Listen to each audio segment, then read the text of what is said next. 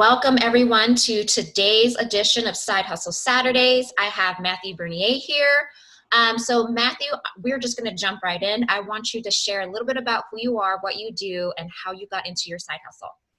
Sure thing. So I am a full-time entrepreneur. I run a few different companies. I've been kind of on my own now for the past 3 years. Started a little bit before that and grew out of my full-time job to just kind of do my own thing. So I have a few side hustles. My primary gig, I'd say right now, I have my photo booth rental business that I've been doing for over 5 years and is known all over the state and even outside of the state. And then I have my marketing company where I do anything from digital web design to full SEO optimization and advertising management. Nice. How did you get into all those different, businesses? So part of it was necessity. Part of it was interest. So when I was working at my full-time job at Intuit, they had a holiday party and there was a photo booth there, and I was just enamored by the idea of how much fun it was, and I was in it all night taking pictures. And that it was about the time when I was looking at figuring out what I want to do outside of this as far as starting a business. And it hit me like, this is a business, someone's charging money to have this here and the company's paying for it. So I looked into that. It kind of commingle my other passions or experience in other areas such as photography, graphics, design, just things that I was semi-familiar with and I thought I could do a better job than what was already in the market today. So that's when I decided to jump down that path of starting a photo booth company. Awesome. So how did you set upon setting yourself apart from the competition? Yeah, so that was the easy part. At the very start, my focus was I wanted to be a high-end provider of a photo booth rental experience. So no big ugly black boxes. I wanted to provide professional photography so that everything is balanced perfectly as far as lighting goes, external flash, nice backdrops, just a full service experience that made it a touch, more than a touch above what other people are doing now, so that we could set ourselves apart to do those higher end events and weddings as well. Awesome. So how did you go about getting clients then? So that was the hard part. So for the first year, it was a struggle. I think I maybe had 3 or 4 bookings for the entire year. And I realized that was when I was still working full time. So I realized after that year, if I wanted to be serious about the business, that I needed to dedicate the time necessary to actually get business, to get customers. So the first thing I did was I just joined a bunch of networking groups, and I went every week, Monday through Friday, as much as I could to every possible group, started getting my name out there, connecting. And I was getting some kind of people of interest, but it might turn into one booking again after 6 months. So it wasn't really that great. So what I realized that I had to do, because I was a total introvert at the time, is I needed to get people to call me. I needed to get people to email me. I didn't want to go outbound. I didn't want to go do outreaching campaigns or anything like that. So that actually is where it crossed paths into my new skill with the new business that I have, because I forced myself to learn digital marketing so that I could apply all my skills online behind the computer in the safe, haven of my home to get people to reach out. I'm a fellow introvert, so I'm definitely getting into the digital space and learning digital marketing. And I'm actually pretty good at getting people to book calls with me in person and booking clients that way. But me translating that messaging on digital marketing has been my difficulty. So I'm learning those skills too. But I like that you realized that networking wasn't working for you, so you tried something different, and hopefully the audience can take that. Just because one way works for some person doesn't mean it's going to be working for you. Try something different. So now your new passion or your new skill that I think you started a business with that too. Yeah, so that would be the marketing company that I mentioned. So Moja SEO is that business. Essentially, I learned SEO, search engine optimization. I learned some basics of website creation through WordPress. I learned a little bit about digital marketing, and I kind of used what I could to be dangerous at the time for my own business. And I realized I started to get business, started to get leads, and it kind of was a realization in my head that this is something of value when I started getting thousands of leads a month to my website doing, no paid advertising whatsoever. And when I told other people about that in my industry, in the wedding industry, they would all kind of have a shocked look on their face, like, how are you doing that? Oh my gosh, like I've been around for 10 years. Like, I don't even get like 5 hits a month. Like, what are you doing? How do I do it? And I thought this is just something you can learn and do. So I started kind of providing tips and advice and helped other people. And I worked with a few businesses for about a year, just kind of even pro bono, and some of them like kind of threw me some money, but I was just like, yeah, let me, see what I can do. And after repeating results for other companies that are in different industries and unrelated, and getting them to the first page of Google and getting them thousands of hits a month, and just rinse, repeat, doing that over and over again, I realized, okay, this is legit. There's something to it. I have a, skill that I can use. And then I started to create that into the company, and, finding clients that weren't just my friends, and charging obviously for it, and turning that into a business. Awesome. So how are you finding balancing time running both businesses? I know a lot of my audience are multi-passionate, so they have either a bunch of side gigs or side jobs and doing their businesses, and time management seems to be a hard struggle for them. Yeah, so that's a tough one. I think it's a bit a bit of my personality, kind of, who you are in terms of like, I did online school for the most part. So I got my MBA online, and some people I know couldn't sit down for a single classroom online. So you do have to have a particular, I won't, maybe it's personality, but I think it can be learned, but it does require discipline. So when Mm-hmm. I was working full time, I was taking every opportunity. I mean, I was working on the weekends, I was working at night to build this business. And so I wouldn't go out with friends as much. I was kind of, everyone would question me like, oh, why aren't you coming out anymore? You're such a loner. But I was building something, and I knew that it was important to me. So I focused and set aside the time to do that. And now doing all of these things full time, as well as some other side hustles on top of this, I definitely have to focus my time when I sit down to do something. So I like to kind of break down whether it's my day or my week. It's not necessarily a set schedule every time, but just to say for 2 hours, I'm going to focus on only doing this one thing or this one project. And after that 2 hours, I can jump over to somewhere else. So throughout the day, I might be checking email for both companies to respond to customer inquiries. I might take a phone call on the fly if anyone calls in. But from 8 to 10, I'm going to be improving the website and building new lead pages. And then from 11 to 12, I'm going to be only doing outbound campaigns or something of the sort. So that's Mm-hmm. kind of how I have to do that. And it does go throughout the whole week. So sometimes I'll get a day off, I'll take a day off myself, or it'll kind of be a low point for the business in terms of we don't have leads or I don't have anything to do, but it's a constant hustle. That's for sure.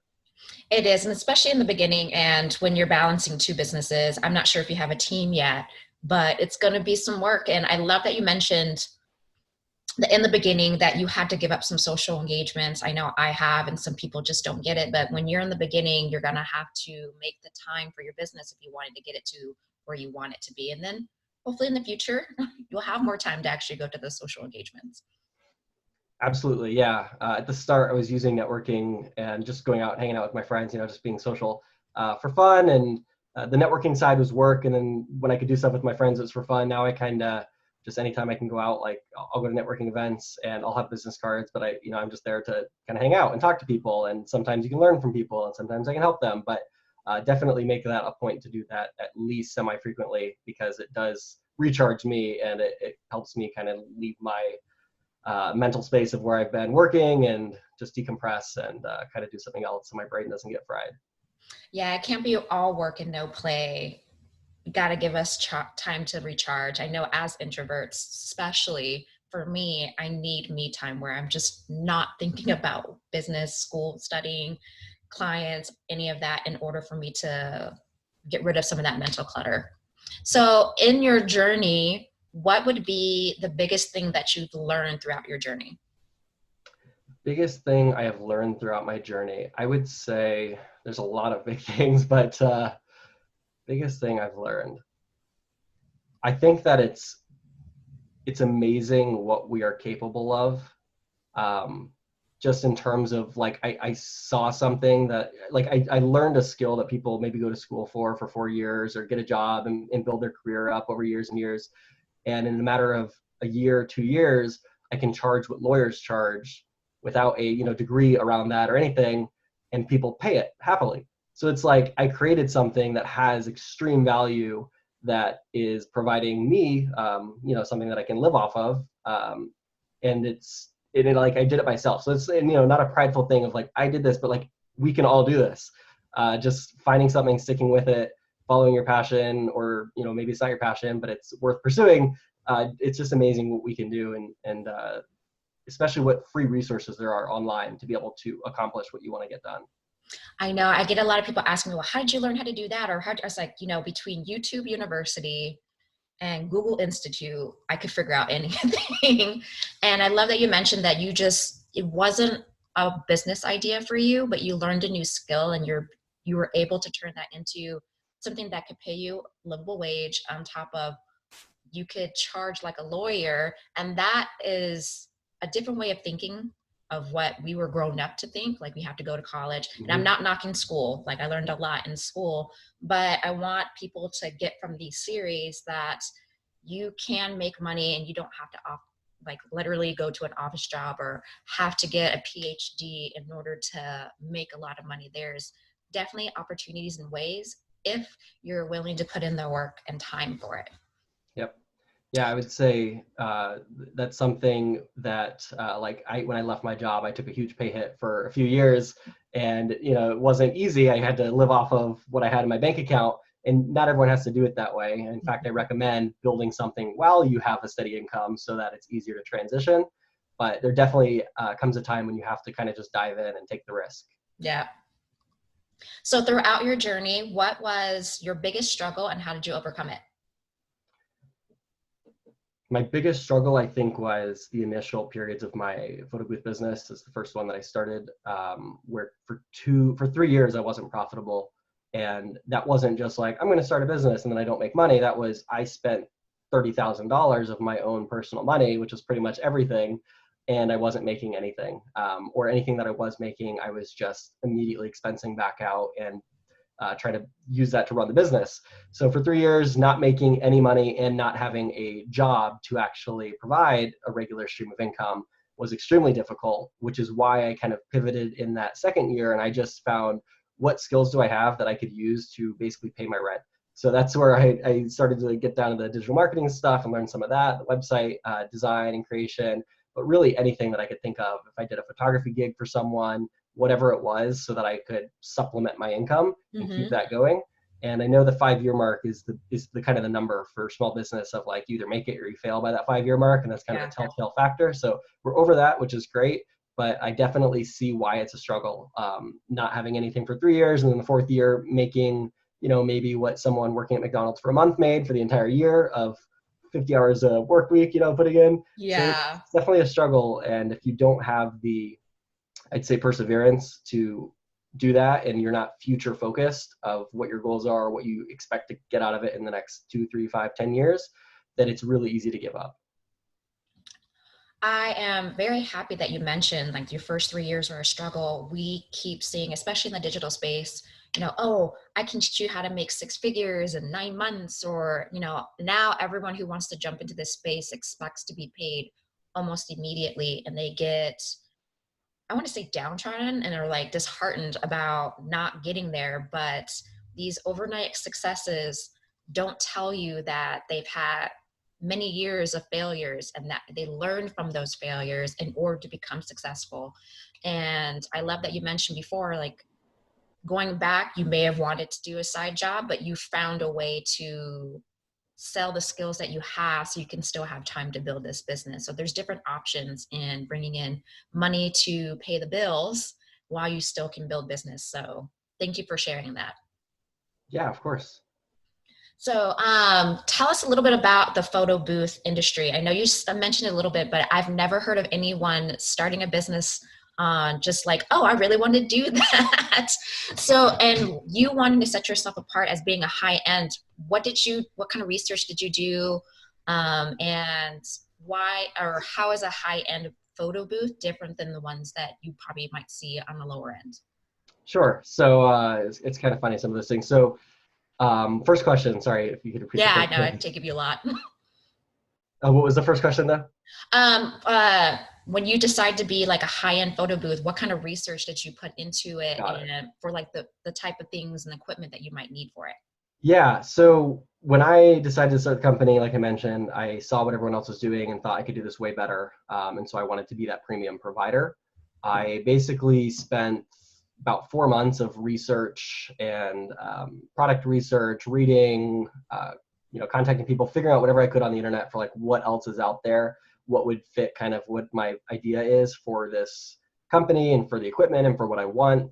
And so I'd originally thought about basically making everything on my own. Thankfully, there were a lot of things I could piece together out there to build this in terms of just the aesthetics and the way things were.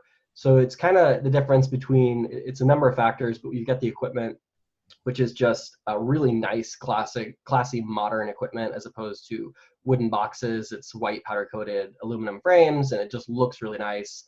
We have the high-end photography equipment, so DSLRs that are capable of certain shots opposed to webcams or things other people are using. Alien beat lighting as opposed to just maybe an onboard flash. So you've got external lighting, beauty dishes, umbrellas, really clean, nice backdrops. I mean, I even got rid of tripod setups. So people use tripod backdrop stands for a lot of things. I thought they were tacky. I thought they were a trip hazard. So like I spent a lot of money on getting backdrops that were not tripods. So a lot of things that cost a lot, that is worth a lot, in my opinion, in terms of what you get out of it. Some people might look at it and say, oh, I don't get it, photo booth's a photo booth. But those aren't my clients, and they're not in the industry. But for the ones that are my clients, they look at it and say, oh wow, you guys look well put together. Oh wow, like the comments we hear literally every single time we do an event is, I've never seen anything like this. Wow, you guys are so much better than all the other companies that I've been to. Like, oh my gosh, I didn't realize this was even a photo booth at first. It just like looks so cool. Or your team is the best. So the team is also a big part of it, the customer service that we provide. So from the website to the navigation, the aesthetics, the booking, the follow-up, the contact details, the exchange between myself and the planner, and then my team on site, the actual execution of the event, and how everything's handled is basically white glove, full service, end to end. So that's all part of that high-end experience. I love you put deep research into it. And even I would have never thought of that, but that detail of not doing a tripod background versus what you've picked out. One, knowing that it might be a trip hazard, so there's a liability in that.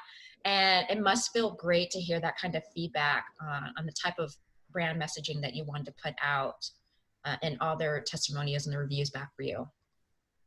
Yeah, and I will say it was, I wouldn't say the wisest decision from an entrepreneurial standpoint of starting a business, what I did, because what I did is I had an idea in mind of I want to create a high-end experience, which is not a bad thing to do.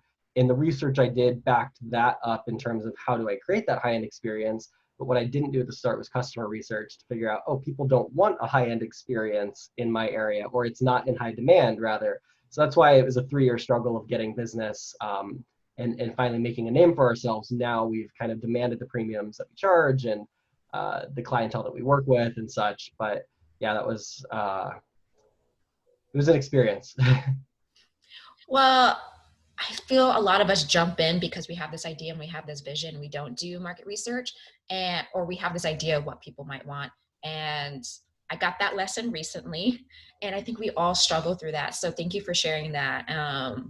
They even tell you when you do your business plan, do your market research and find out what your people want. But that tends to slip. So thank you for sharing that. Sure. When it comes to, I know you're local with the flash photo, but my channel goes out nationwide, worldwide. If anybody would like to book you for your digital agency, how could they find you and connect with you? Yeah, so website for that is mojaseo.com, and that's MOJA. But other best way is just finding me on Facebook and connecting. Honestly, I love Facebook just because that's how I keep in touch with everybody. There's too many phone numbers, too many people, too many emails. If it's a professional like exchange of we're doing business, I'll probably do over email just to keep track of everything. But Facebook's also a great way to just get in touch with me, and otherwise fill out a contact form on mojaseo.com. Awesome. Are you on Instagram or LinkedIn? Yeah, Instagram as well. I think Instagram, Facebook might be the same. MB Bossman. LinkedIn, I am on. I don't think I've checked it for about 2 months now, so feel free to connect. But I will not be interacting on the platform. All right, duly noted. I will make sure to put all of Matt's contact information down in the show notes. Again, this show is here every other Saturday, so make sure to hit that subscribe button there. And hope you learned something, anything new, share those in the comments. And you guys have a great